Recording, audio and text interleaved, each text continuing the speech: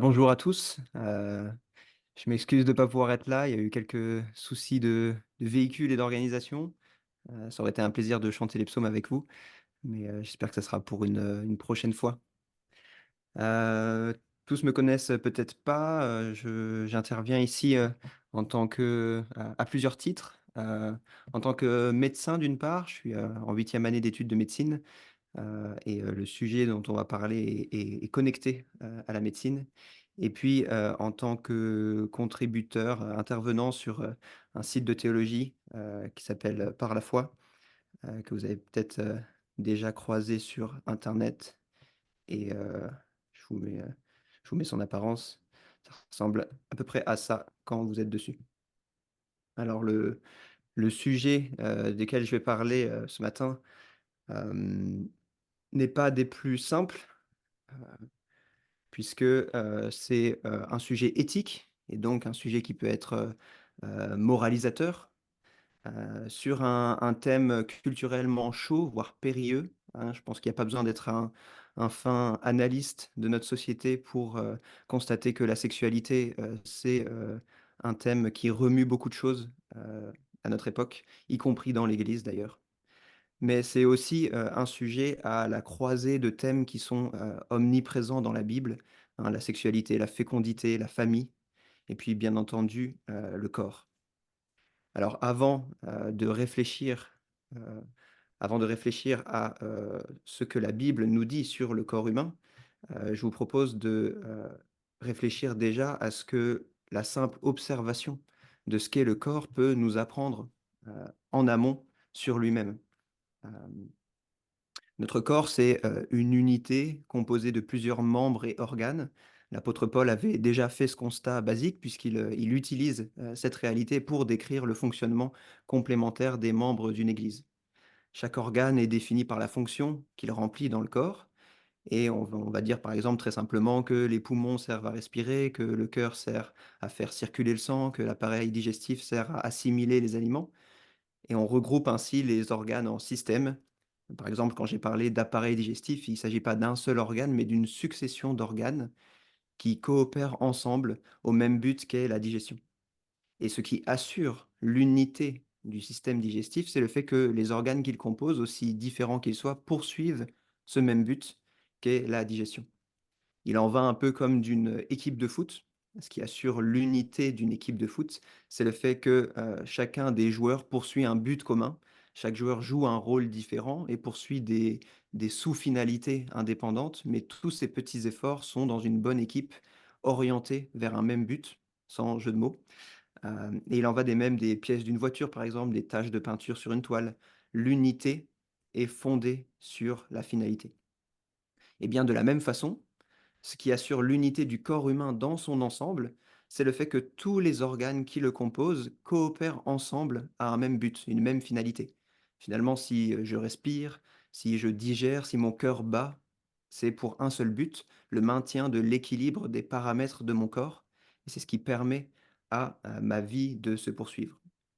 Et donc, la première idée que j'avais en tête de souligner avec vous par rapport au corps, c'est le fait que la finalité commune du corps, c'est ce qui réalise son unité. La finalité commune, de notre corps, le fait que tous ces organes poursuivent un même but, c'est ce qui réalise l'unité de ce corps. Hem, le corps donc semble avoir un but principal qui est, inscrit dans ses organes et qui est de se maintenir en vie et c'est ce qui assure son unité fondamentale. Mais il y a un système d'organes en particulier qui semble être un peu à part dans, la collection que, nous en avons et c'est le système des organes sexuels. Si on réfléchit un peu, ces organes sont un peu moins égoïstes, ils ne nous sont pas, utiles pour notre maintien en vie, mais ils ont une fin qui dépasse notre propre corps. C'est des organes moins égoïstes que les autres, ils n'existent pas pour nous et ce qui est encore plus particulier avec ces organes, c'est que là où les autres organes du corps se suffisent pour assurer leur fonction, les organes sexuels, eux, sont incapables de poursuivre leur but sans l'aide d'un autre corps porteur d'organes sexuels complémentaires. Ce que je dis là est vraiment très basique, hein. Les organes sexuels existent biologiquement pour faire des bébés, on ne peut pas en faire tout seul. Il faut nécessairement que des organes d'un être humain de l'autre sexe interviennent.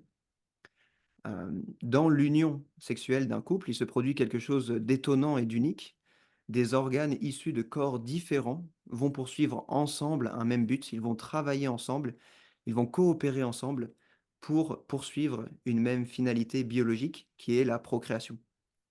Or, vous vous souvenez, ce qui fait l'unité de notre corps, c'est la poursuite d'un même but. Et ainsi, dans l'acte sexuel, en poursuivant la procréation, 2 corps deviennent un seul corps parce qu'ils poursuivent un même but.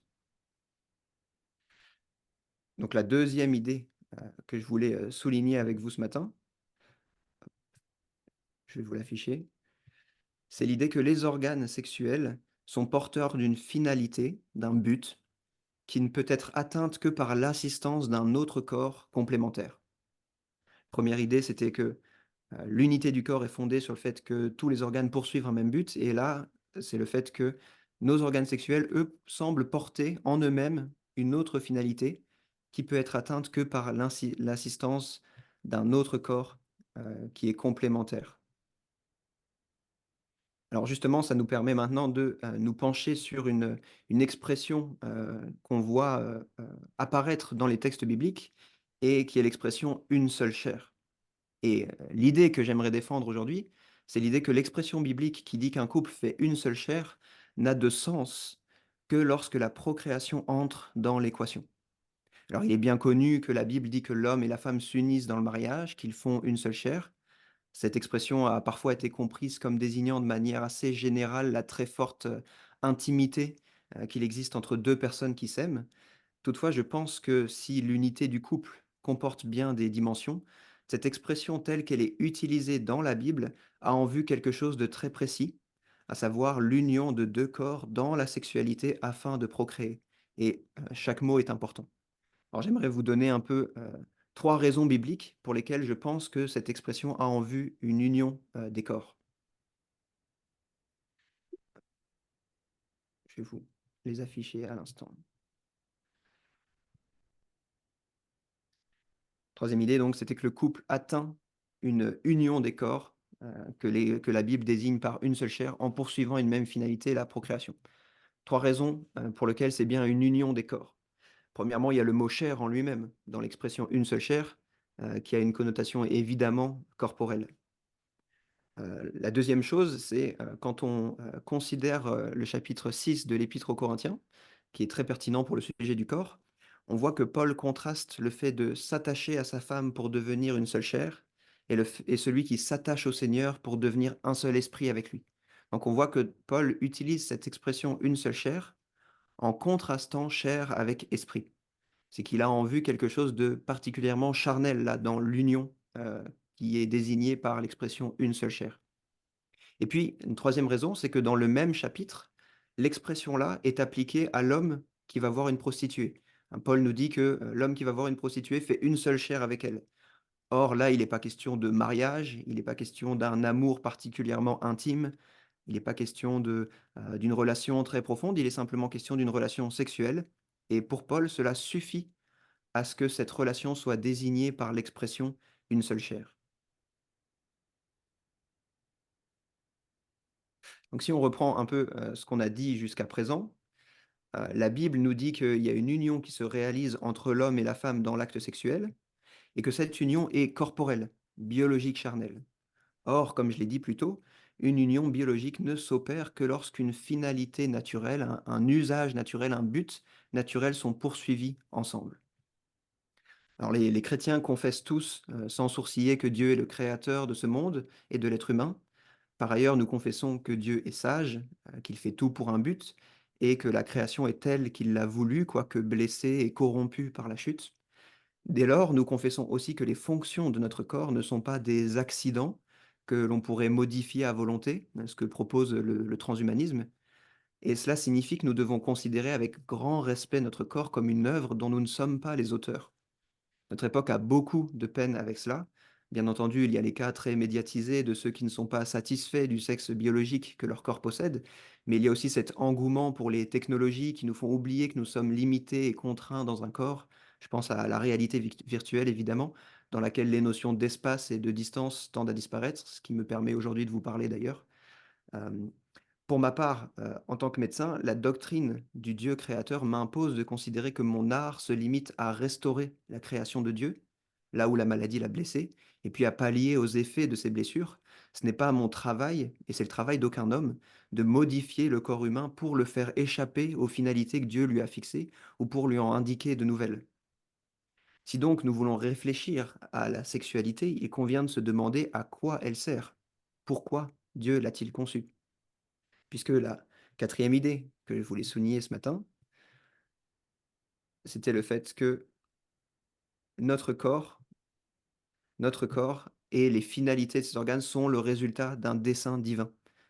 D Notre corps n'est pas le fruit du hasard, n'est pas quelque chose que nous sommes, libres de modifier, mais c'est une donnée avec laquelle nous naissons, et il y a des finalités qui sont déjà inscrites en lui, des organes qui servent déjà à quelque chose.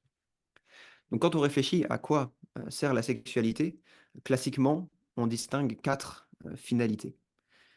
Il y a d'abord 2 finalités qui sont naturelles, à savoir la procréation et l'union du couple. Une qui est surnaturelle dans le sens où elle nous est connue par, la révélation, biblique, qui est de représenter le Christ et l'Église dans leur union en particulier. Et puis une que j'ai appelée, palliative parce que j'ai pas trouvé de meilleur terme, mais c'est, une on va dire une finalité qui apparaît du fait de la chute, pour pallier à notre faiblesse et c'est Paul qui dit que, il vaut mieux, se marier que de brûler. C'est d'être un rempart à, l'inconduite sexuelle.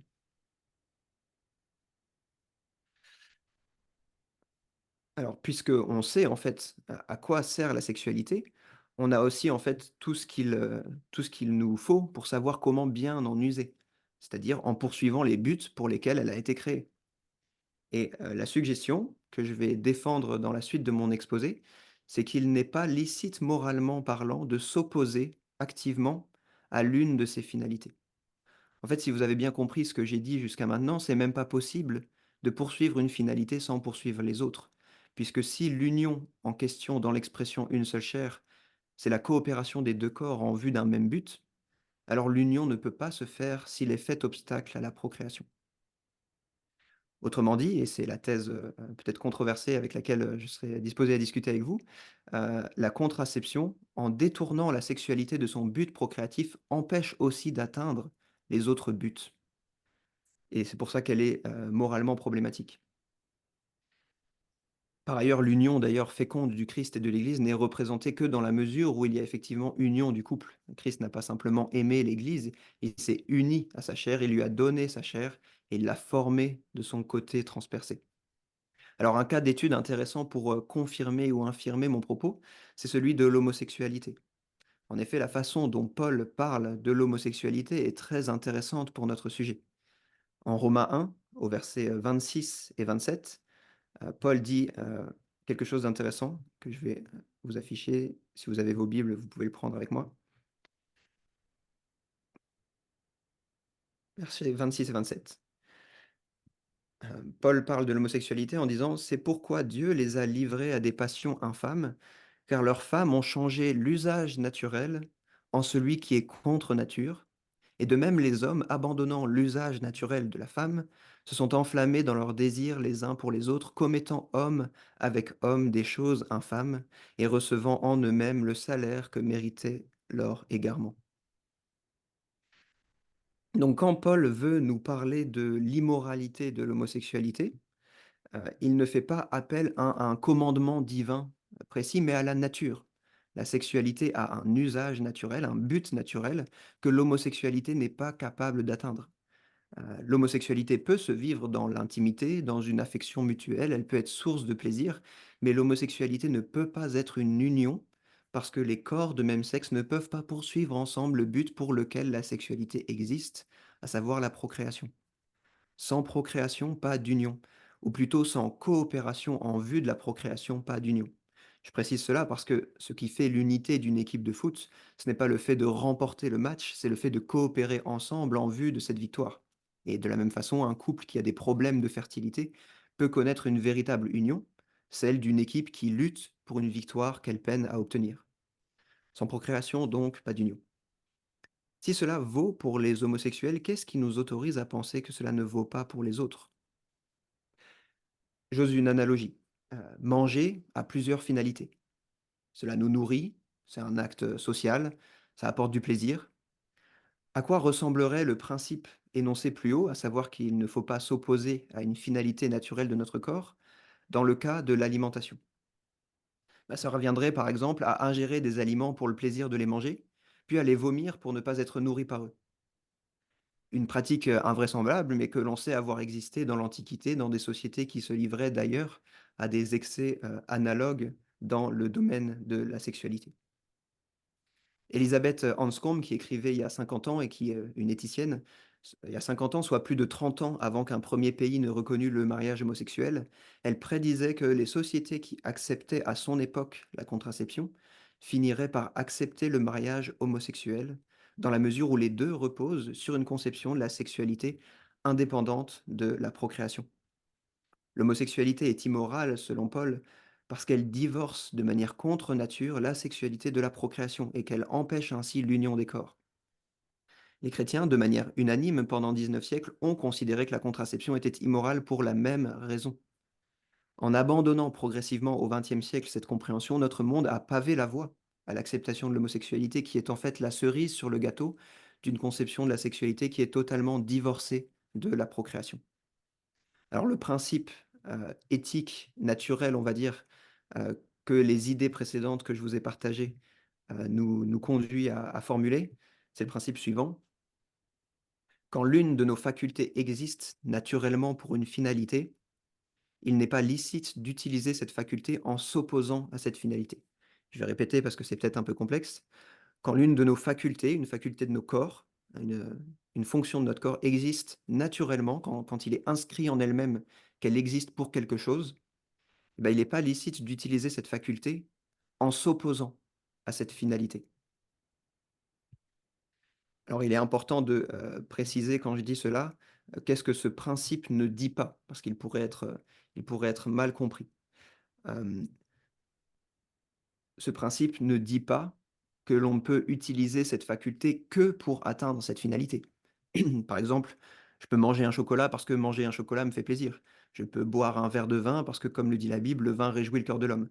Mais je ne peux pas manger un chocolat puis me faire vomir. Parce que dans ce dernier cas, non seulement j'utilise cette faculté pour autre chose que me nourrir, mais je m'oppose activement à ce que ça me nourrisse. Ce principe est ce qu'on appelle en théologie morale le principe de la faculté pervertie. Et si vous contestez ce principe, alors il ne reste plus aucune raison naturelle, j'ai bien dit naturelle et non pas biblique, il ne reste plus aucune raison naturelle de considérer que l'homosexualité est immorale. Or, Paul invoque bien une raison naturelle pour qu'elle le soit. En revanche, si vous acceptez ce principe, alors non seulement l'homosexualité devient effectivement contre nature, mais la contraception l'est elle aussi et pour les mêmes raisons. Paul, lorsqu'il parle de l'homosexualité, ne nous dit pas qu'elle est mauvaise parce qu'elle est vécue pour le plaisir. Le problème de l'homosexualité, ce n'est pas qu'elle soit plaisante à ceux qui la pratiquent. Son problème, c'est qu'elle poursuit ce plaisir en s'opposant activement à l'une des finalités naturelles pour lesquelles existe la sexualité, à savoir procréer. Eh bien, tout ce que je viens de dire sur l'homosexualité est vrai concernant la contraception. Oui, la sexualité n'existe pas que pour faire des bébés. Oui, les couples peuvent désirer l'intimité et le plaisir dont ils se font mutuellement don dans la sexualité. Oui, cela peut même être leur principale motivation alors qu'ils envisagent une union sexuelle. Mais cela ne signifie pas qu'ils peuvent poursuivre ces choses tout en s'opposant activement à ce que la sexualité produise son effet naturel, pas plus que la légitimité de mon carré de chocolat ne prouve que je peux le vomir ensuite. Mais alors, si je dis, ce que je viens de dire, est-ce que ça signifie que les chrétiens, finalement devraient avoir autant d'enfants que possible? Un splendide, tableau, je ne sais plus si c'est du 16e ou 17e siècle, d'une famille de, si j'ai bien compté, il y a 13 enfants. Heu, Est-ce que toutes les familles chrétiennes devraient ressembler, à cela nécessairement? Hem, Ici, je vais vous demander un redoublement d'attention parce que ces questions impliquent, de réfléchir, sérieusement. Hem, Mon propos précédent ne consiste pas à dire qu'il n'est pas permis pour le chrétien de réguler les naissances. La Bible dit que l'enfant est une bénédiction, En tant que réformés, nous croyons par ailleurs qu'agrandir sa famille, c'est aussi agrandir le peuple de l'Alliance. Donc nous avons bien des raisons de nous remettre en question sur notre promptitude à voir l'enfant comme quelque chose à remettre à 2 mains pour profiter un peu en tant que couple, parce que ça tombe mal avec le planning des vacances ou autre raison, légère, qui pèse parfois bien réellement dans nos pensées. Hem, Toutefois, avoir un enfant n'est pas la seule finalité d'un mariage. Il peut y avoir d'autres enfants déjà présents desquels prendre soin, d'autres difficultés qui font qu'un couple puisse considérer qu'il soit sage de différer une naissance. Et ce couple, confiant dans la providence de Dieu et sa bonté, sera néanmoins assuré que si un enfant se présente, Dieu pourvoira aux ressources morales, physiques et spirituelles pour prendre soin de lui et que si ce n'est pas le cas, tout concourt encore à leur bien. Mais dire que l'on peut différer une naissance, pour peu qu'on ait des raisons sérieuses de le faire, n'implique en rien qu'on puisse le faire par tous les moyens. La fin ne justifie pas les moyens ou comme dit Paul en Romains 3:8, nous ne pouvons pas faire le mal pour qu'il en arrive du bien. Ainsi, bien qu'un couple puisse légitimement différer une naissance, il y a au moins 2 moyens qui ne sont pas légitimes pour atteindre ce but. Premièrement, on ne pourra pas retenir les moyens qui consistent à arrêter une vie déjà existante. C'est évidemment le cas de l'avortement et c'est moins connu, mais toutes les méthodes hormonales de contraception, y compris toutes les pilules, sont aussi potentiellement abortives, dans la mesure où elles agissent sur la paroi interne de l'utérus, l'endomètre, et peuvent ainsi empêcher un embryon déjà formé de s'y loger. Pour plus de détails, sur ce sujet, j'ai écrit un article là-dessus que je mentionnerai en fin d'intervention. Hem Et le deuxième moyen qui n'est pas, légitime pour atteindre ce but de, différer une naissance et c'est là que, mon intervention vient, peser, c'est qu'on ne pourra pas non plus retenir les moyens qui consistent à détourner activement un acte sexuel de son but procréatif. Autrement dit, la contraception qui consiste soit à modifier le fonctionnement des organes par des hormones ou par une autre substance d'ailleurs comme le cuivre, ou une contraception qui vient placer un obstacle physique à la coopération des organes, sont des méthodes qui s'opposent activement au but de la sexualité qui est la procréation. Mais alors, qu'est-ce qu'il resterait comme, moyen d'action pour réguler les naissances? Eh bien, il se trouve que Dieu a créé la femme de manière cyclique, avec des périodes de fertilité, des périodes d'infertilité, et que, user sagement de ces observations permet à la fois de réguler les naissances, sans jamais détourner activement un seul acte sexuel de sa finalité. Là encore, si vous voulez en savoir plus, de manière, personnelle, n'hésitez pas à m'écrire. Mon épouse et moi-même, on a suivi une formation sur ce sujet et nous formons des couples.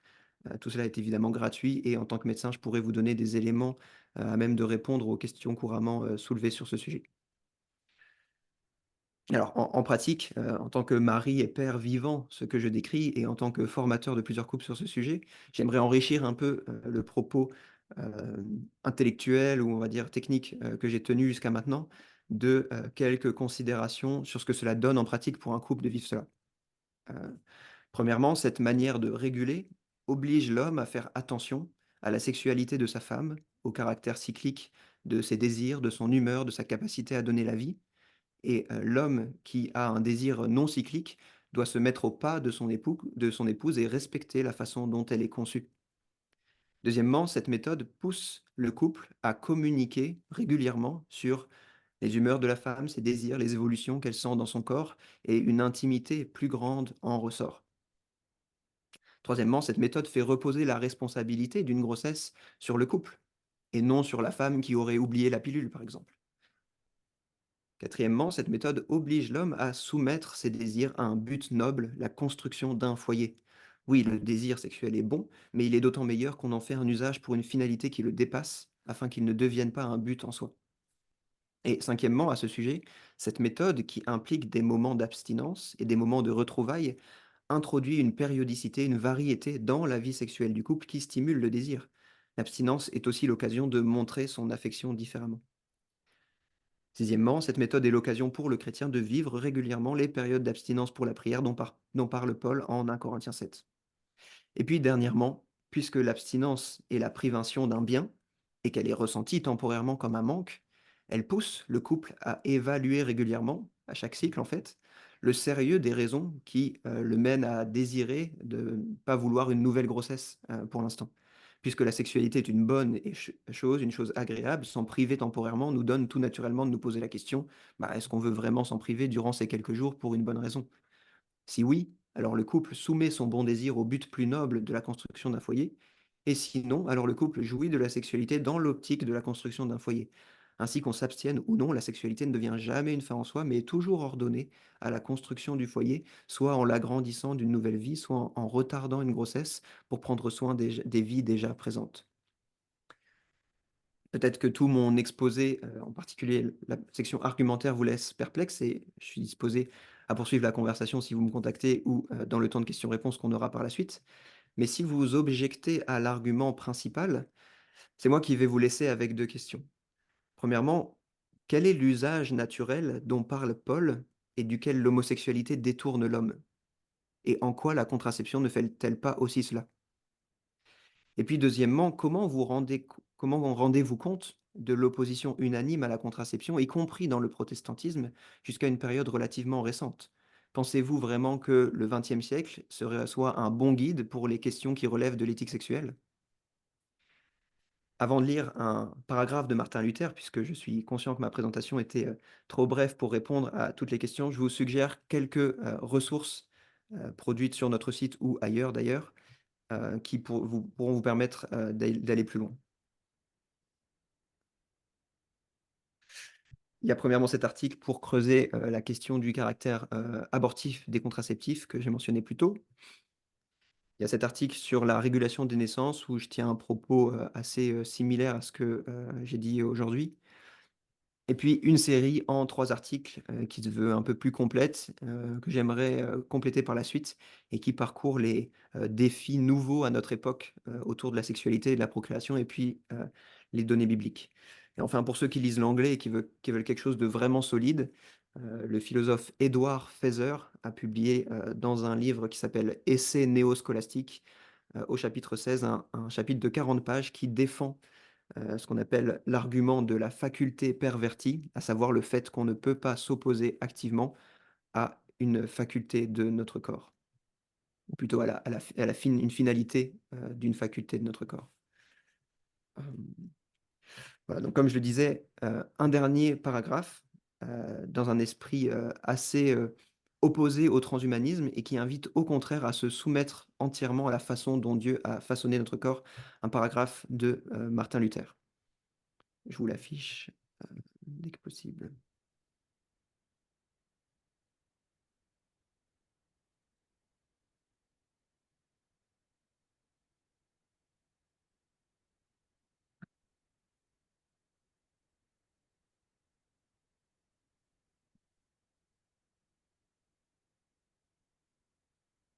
J'avais pas ouvert le bon. Hop, c'est par ici. Alors voilà ce que dit Luther. Il dit: «En effet, cette parole que Dieu prononce, croissez et multipliez-vous», une parole qu'on trouve dans le livre de la Genèse, n'est pas un commandement. Elle est plus qu'un commandement. Elle est une œuvre divine qu'il ne nous appartient pas d'empêcher ou de négliger, mais qui est tout aussi nécessaire que le fait que je sois un homme. Elle est plus nécessaire que de manger et de boire, de balayer et de jeter les ordures, de dormir et de veiller. C'est une complexion et une manière d'être implantée à l'homme, aussi bien que les organes qui s'y rapportent. C'est pourquoi, de même que Dieu n'ordonne à personne d'être homme ou femme, mais agit en sorte que l'on est nécessairement l'un ou l'autre, de même il n'ordonne pas aux hommes de se multiplier, mais il agit de telle manière qu'ils se multiplient nécessairement. Et si l'on empêche cette fonction de s'exercer, celle-ci ne se laisse pourtant pas brider et s'exerce néanmoins en fornication, adultère et péché secret, car c'est là une affaire de nature et non de libre choix. La parole de Dieu qui t'a créé et qui a dit crois et multiplie-toi, cette parole vit et règne en toi. Tu ne peux d'aucune façon te soustraire à elle, sous peine de devoir commettre sans fin des péchés horribles. Alors ce qui est intéressant dans cette, citation de Martin Luther, c'est quelque chose d'assez beau quand on y pense. J'ai parlé plus haut du fait que le dessein créateur de Dieu, dans la façon, dont notre corps est fait, qu'il y ait un dessein créateur de Dieu plutôt dans la façon dont notre corps est fait. Et une autre manière de dire qui est très jolie, c'est de dire comme Martin Luther La parole de Dieu qui t'a créé et qui a dit: «Crois et multiplie-toi», cette parole vit et règne en toi.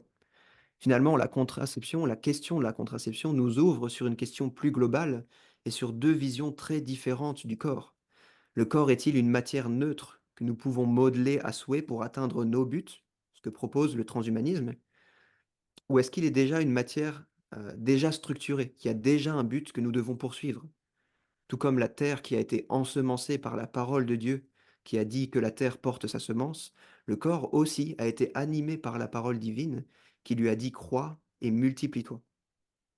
Alors comme nous l'avons vu, ces 2 visions engendrent 2 attitudes, très différentes vis-à-vis de la sexualité en particulier. Dans la première, nous allons considérer que notre responsabilité, c'est d'intervenir par la technique, que ce soit les hormones ou d'autres interventions, pour détourner notre corps de ses finalités. C'est la maîtrise du corps par la technique. Dans la seconde, nous allons considérer que notre responsabilité est de faire usage ou non de nos facultés selon la sagesse, c'est la maîtrise de soi. Ces 2 visions engendrent donc aussi 2 attitudes très différentes vis-à-vis du corps en général. Dans la première compréhension, nous aurons un rapport très technique au corps, nous chercherons constamment à l'améliorer par les progrès, que nous espérons infinis de la science, hein, la PMA, la GPA ou des nouvelles formes de contraception ou même les promesses d'immortalité. Hem, Notre respect du corps sera le respect que l'on accorde à du béton que l'on utilise pour former notre édifice. Dans la seconde compréhension, nous aurons un rapport de soumission au dessein déjà inscrit en nous, de restauration là où il est brisé, de discernement et responsabilité pour mieux le poursuivre, mais le respect dû au corps sera le respect que l'on accorde finalement à une œuvre d'art en cours de restauration.